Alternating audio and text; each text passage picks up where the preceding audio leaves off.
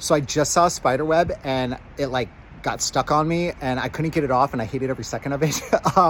But it gave me an idea to explain something to you, okay? Sometimes these real life things, they make it work. So here's the deal. So spider webs, when you look at a spider web, you can see it. You can see what gets stuck in it, right? You can see the insects and all the things that are stuck in it, right? Something our eyes can see. The problem is when we're trying to understand concepts that our eyes don't see, the connection to our brain and understanding, it gets broken somehow because we don't trust something we don't see. So here's how it works. In your house, the same concept happens, except instead of spider webs, it is dust that acts as the spider web. Meaning anything is floating around your house that settles down in dust, the dust grabs it and holds it just like a spider web would, and it just stays in there, right? Mold, mycotoxins, bacteria, insect fragments, whatever's floating around, it gets down in the dust. So that's the first piece. Now, the second part of the issue is that when we walk around the house, we're continuously popping that stuff back up into our breathing zone. Think of Charlie Brown. Remember that really dirty kid that walked around and had a cloud of dust around him all the time? Well, that happens to us as we walk around the house, except instead of dirt, it's dust, right? And we can't see it again. But the problem is that the dust, which is like a spider web in our house and holding all of those things, gets popped up into the air, gets into where we breathe it, and that's how we're exposed to all of this stuff in our house long term. And that's why it's so important to be doing really thorough dust cleanings in the house. I was thinking about cars. I'm looking at cars. I'm thinking about people on their health journeys and all this stuff. And just starting to think about all the different things that people are told to do in order, in order to get better, in order to start functioning better, right? In order to start working better. Our body is this complex machine, like a car, right? You need to do more than one or two things for your car to work properly. Think of it. Your car needs more than oil.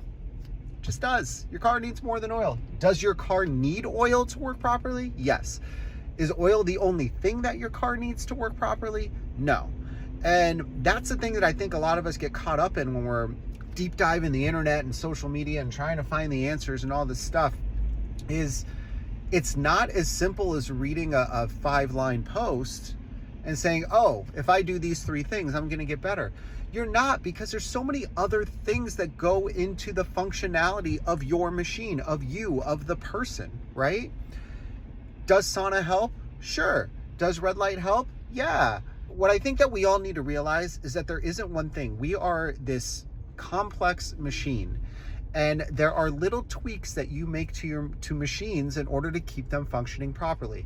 And when a machine gets really out of whack, you need bigger repairs first. And then after the repairs, you then need to be continuing to make tweaks. These aren't things that happen like that, right? They don't happen like that, unfortunately. I mean, I wish it did. And even on my end, so many of the doctors and the health coaches and the practitioners, they will tell you that the first thing that you have to do if you want to heal from mold, you got to get out of the moldy space, whether it's finding it, remediating it, moving, whatever. A lot of you, even if you have us come in and we find everything that's going on and you fix all of it, you're not going to feel better right away. But you're going to have made the major repairs that are needed in order to then start tweaking and optimizing your machine, your body. So the way that molds use toxins, it's a defense mechanism, all right? So this is your mold. It's not going to create this toxin byproduct unless another mold or bacteria starts to infringe on its territory and it feels threatened. If it gets threatened, it's going to do something to protect itself potentially. The protection it does is it creates this toxic chemical that covers the whole mold, like lava coming over a volcano, creates like a toxic moat basically. Other molds or bacteria come in, it kills it, and that's how it protects itself. So a common misconception is that it like spits toxins, right? That's not what it does. It covers the colony itself, but the way that it gets airborne is that as spores or even particles or fragments now break off of this colony, let's say the colony grew 5 years ago, when it was growing, it created the toxin that covered all of it, and then it dried out. It's no longer producing spores, but now it's gone from like a sturdy, healthy colony to a dry, like really brittle colony, right? Air current comes by and hits this, it'll break this into tiny pieces and it'll fly around. Those tiny pieces will now have the toxin on them because the toxin covered the whole colony. So that's how this stuff gets airborne, whether it's a spore that comes off or the fragment that breaks off. If the toxin happened initially, that's how it moves around. That's why testing for mycotoxins is really important. That's why we don't just do a mold species test and think that we know everything. On the flip side, That's why you don't just do a mycotoxin test and think that it tells you everything that's holding on the mold species side, because, as we said, the toxins are a defense mechanism. All right, guys, we're gonna give you a little math lesson today, okay? And the way that we're gonna talk about this math lesson is actually through the use of alcohol. Whoever thought that you would be better at math with alcohol? But I'm gonna tell you how this works together. It's gonna make total sense when we're done with it, okay? All right, let's say you walk into a bar. Let's say your favorite drink is tequila. You walk up to the bartender, you're like, man, I want 5 shots of tequila. I'm ready to go. The bartender's like, all right, and they pour you, shots of tequila. You go boom, boom, boom, boom, boom, and you take all the shots, right? In about a half hour, who's drunk? All right, in about a half hour, you're probably gonna be drunk, right? And that's okay, that's what's happening. Okay, so now let's say that your goal is to not be drunk anymore. Let's say that's your goal, okay? And if that's what you're trying to do, then conceptually, you probably don't want to drink any more alcohol, right? That's not what you don't want to do. But let's say instead the bartender gives you now 10 beers, and the bartender tells you, if you drink these 10 beers, you won't be drunk anymore. You just had 5 shots of tequila, but by drinking 10 beers, it's actually gonna negate the effect of all of this tequila. And not only is the beer not gonna get you drunk, but it's gonna get you less drunk. It's gonna make you sober. Does that make any sense? The answer is no, obviously. Alcohol is alcohol, whether it's in a shot or it's in a beer. The more you drink, the drunker you're gonna get. And honestly, if you drank those 10 beers, I'd probably be at the hospital getting my stomach pumped at that point, right? Like there's no way I'm getting better from that, okay? So this is a simple mathematical equation. Alcohol plus more alcohol equals more drunk. Just is what it is, right? It's very simple. Can we all follow this now? We got that, right? Okay, so now let's take this mathematical concept and apply it to our home, okay? And specifically, we're gonna apply it to an ERMI test, all right?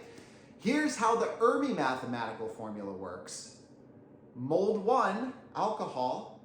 If you have a lot of that, you got a mold problem. Mold 2, different types of mold. This is the beer. If you have more of that, it actually tells you that you have less mold in your house. It tells you that that house is less likely to make you sick. It makes no sense, okay? This is what I want to get across. Forget the molds and forget the groups. Just be a smart, logical person and look what it's telling you. You have molds over here, you have more molds over here. If you have a bunch of these molds and even more of these molds, it doesn't make your house less moldy, it makes it more moldy. And that means that you're gonna be breathing in more mold and you're gonna get more sick. That's just how it's gonna work, okay? So this is the big fatal flaw in the ERMI, and this is the reason why so many people run ERMI tests and they get so confused and they don't know what's going on and they don't know how to read it, and they start paying people hundreds of dollars to try to interpret for them and get like the magic answer of what's going on. Guys, you don't need to pay hundreds of dollars to somebody to tell you what's going on in an ERMI test. You have a bunch of mold over here? Okay. Do you have more mold over here? Okay. Add those together. Is that more mold or less mold? It's more mold. Does that seem like a bigger problem or a lesser problem? It seems like a bigger problem. It makes sense. But here's what ERMI does. ERMI flips the script. They say this mold is a problem, but in their world, this mold is apparently not a problem. Instead of using the formula alcohol plus beer gets you more drunk, they're using the formula alcohol plus beer makes you more sober. That's the formula they're applying. So now change it back. They're saying group 1 mold plus group 2 mold, mold plus mold, makes you less exposed to mold. That doesn't make sense, but that's how your ERMI score is calculated. They're subtracting this mold from this mold, and somehow that makes it all better. That's not how it works. Our body doesn't understand this mold versus that mold. All our body understands is I'm breathing a bunch of stuff in I'm not supposed to, and I'm gonna freak the F out. That's what our body understands. Mold's like a factory, right? If you're driving down the road, there's a factory off the side of the road. You can't see what they're making inside, but smoke is coming out of the top of the factory. That's the byproduct of whatever's being made inside. Let's say you live in this house like a half mile away and you walk outside and you're breathing this air pollution. Now, some people might say, oh, you have an air pollution problem where you live. But not really, you have a factory problem where you live, right? If the factory goes away, the air pollution is no longer getting created. The problem is the air pollution is the toxins and the fragments and the VOCs and everything you're talking about. So that's more the exposure that's happening, but the source is where it's coming from.